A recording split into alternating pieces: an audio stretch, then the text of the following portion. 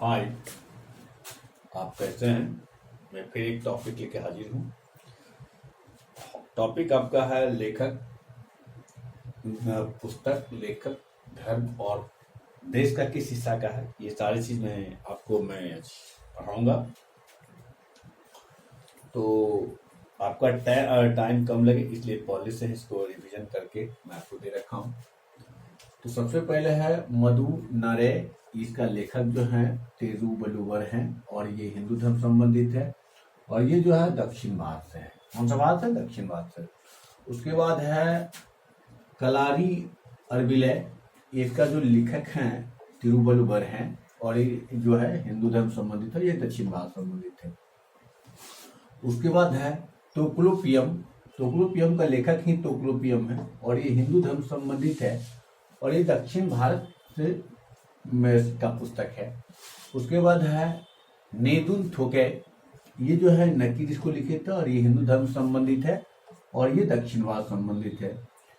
उसके बाद है कुरुन थके। ये नकीस का लेखक है और हिंदू धर्म संबंधित है ये, और ये दक्षिण भारत से संबंधित है। उसके नत्री नई है जो नकीस का लेखक है, हिंदू धर्म संबंधित है, दक्षिण भारत का लेखक है। उसके बाद है एंकुरु भुरु। एंकुरु भुरु जो है इसका लेखक नकीर है और ये हिंदू धर्म संबंधित है, दक्षिण भारत से संबंधित पुस्तक है। उसके बाद परिपादल। ये जो नकीस, इसका परिपादल किताब का नाम है और इसका जो लेखक है नकीर है और ये हिंदू धर्म संबंधित है, ये दक्षिण भारत संबंधित है। उसके बाद है पुथुवीर। इसका लेखक नकीर है और हिंदू धर्म संबंधित है, दक्षिण भारत से संबंधित है। उसके बाद है पेरिसे। पेरिसे का लेखक भी है नकीर और ये हिंदू धर्म संबंधित है और इस दक्षिण भारत संबंधित है। उसके बाद चित्री शय है जो कि नकीस इसका लेखक है, हिंदू धर्म संबंधित है और दक्षिण भारत से इसका लेखक है। उसके बाद है शिल्पा दीपकारम जो इंगुलो, इसका लेखक है, हिंदू धर्म संबंधित है, दक्षिण भारत संबंधित है। उसके बाद है शीतलैस तनय जो कि मणि मेकले इसका लेखक है और हिंदू धर्म संबंधित है, दक्षिण भारत संबंधित है। उसके बाद आपका पंचतंत्र है। पंचतंत्र जो है ये विष्णु शर्मा इसका लेखक है और हिंदू धर्म संबंधित है, ये गुप्त के शासनकाल में लिखा गया है। उसके बाद आर्यभट्टयम। आर्यभट्टयम जो है आर्यभट्ट लिखे थे और ये हिंदू धर्म संबंधित है, गुप्त के शासनकाल में लिखा गया था। उसके बाद सूर्य सिद्धांत है, इसका भी लेखक आर्यभट्ट है और ये हिंदू धर्म संबंधित है, ये गुप्त के शासनकाल में लिखा गया था। तो मैं आगे चलता हूं और मैं आपको बता दूं कि ये जो है दक्षिण भारत से जितना भी बुक संबंधित है वो लगभग 1850 ईस्वी से पहले और 4440 के पूर्व लिखा गया है। ये लिखा गया है 4440 ईसा पूर्व में।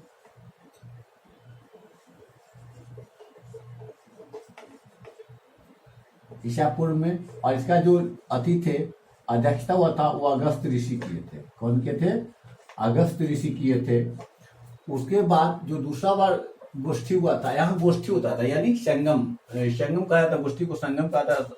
इसमें जो है बहुत सारे बुक का मैंने अथी होता था। उसके बाद वहां से अध्यक्षता किया था। अध्यक्षता के बाद उसको जो है क्या कहा सकता है उसको, कि वहां से उसको अनुमति प्रदान किया था कि आप एक बुक को चला सकते हैं, तब होता था। और दूसरा जो है ये 37 ईसा पूर्व में हुआ है गोष्ठी, जो कि इसका भी थे अगस्त ऋषि, अगस्त ऋषि से। और तीसरा जो है 1850 ईसा पूर्व में हुआ है।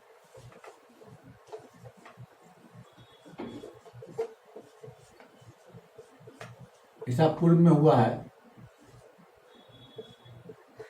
पूर्व में हुआ है। इसका जो किया है नकीर किए हैं, इसका जो अध्यक्षता किए हैं नकीर ऋषि किए हैं।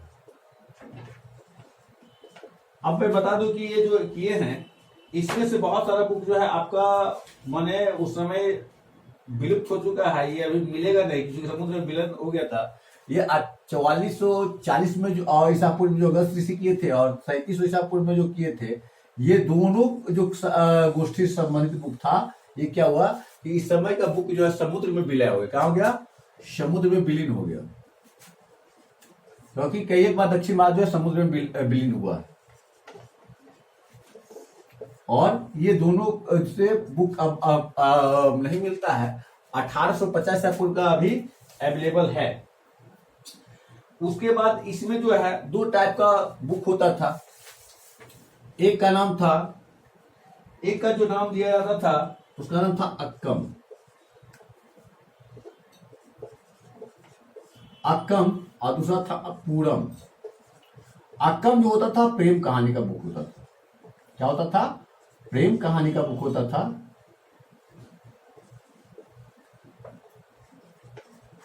और पूरम जो होता था युद्ध का बुक होता था।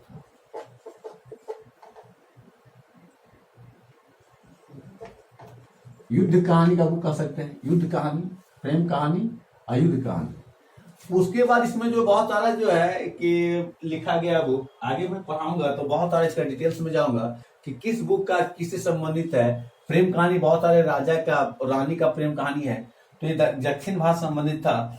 और मैं बता दूं आगे कि आपको जो मैं जैसे पंचतंत्र पढ़ाया, पंचतंत्र जो है विश्व का दूसरा कहा जाता है कि मैंने ये आपको ईसाई धर्म का जो है किताब है जो रामायण शुरू कर सकते हो, उसके बाद इसी का नंबर आता है जिसको हम बाइबल कहते हैं। बाइबल के बाद जो है दूसरा नंबर इसको आता है।